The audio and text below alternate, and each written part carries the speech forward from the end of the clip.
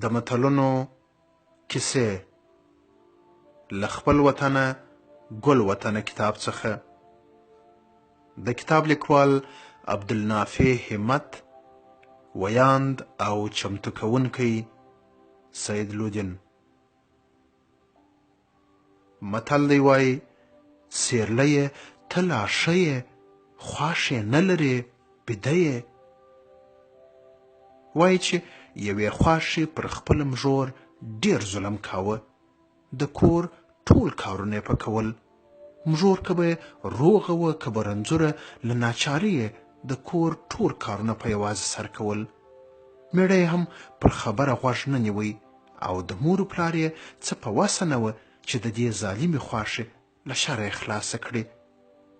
یوه ورځ مژور کالي پرېولي او ډېره ستړې سوې وه. په همدې ورځ یې د غوا واښه له یاده وتلې او دا بیده سوې وه. بله خواري دا وه چې په دغه شپه یې مېړه هم پر کور نه و. په نیمه شپه یې د خواښې پام سو چې مژور یې غوا ته واښه نه دي ور اچولي. سمدلاسه یې د مژور خوا ته ور منډه کړه. مژور یې تر کوڅۍ ونیوله او په درد یې ورته وویله: پورته سه ټمبلې، غوا دې وږې پرې ایښې ده او ته ارامه بیده یې. ژر پورته سه، غوا ته واښه ور واچوه. ښځه چې ډېره ستړې سوې وه او ټول وجود یې درد کاوه، په ډېر تکلیف راولاړه سوه. دالان ته ولاړه چې واښه راواخلي او غوا ته یې ور واچوي. په دالان کې یې ولیده چې د دوی سیرلی په خواږه خوب بیده دی.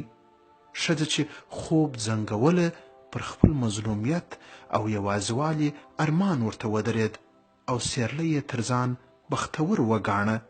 ولکه سیرلي خواښ یې درلودی نو دی به هم د اوس غوندې آرام نه وی بیده. د زړه خواله بل چاته نه سوی کولی، نو هغه و چې سیرلي ته یې زړه تش کړ او ویې ویل: سیرلیه ته لا ښه یې، خواښ یې نه لرې بیده یې. یادونه: دا متل د کندهار په ښځو کې ډېر ویل کیږي. کله چې یوه ښځه د خسرګنۍ په کور کې خوشحاله نه وي او یا یوه ښځه له خپل ژونده راضي نه وي، خو برعکس بله ښځه د خسرګنۍ په کور کې خوشحاله وي، نو ناراضه ښځه دا متل ورته وایي.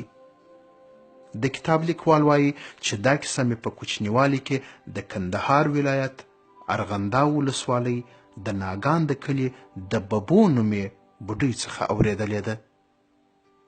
څه ښه یې ویلي دي: سیرلیه ته لا ښه یې، خواښ یې نه لرې بیده یې.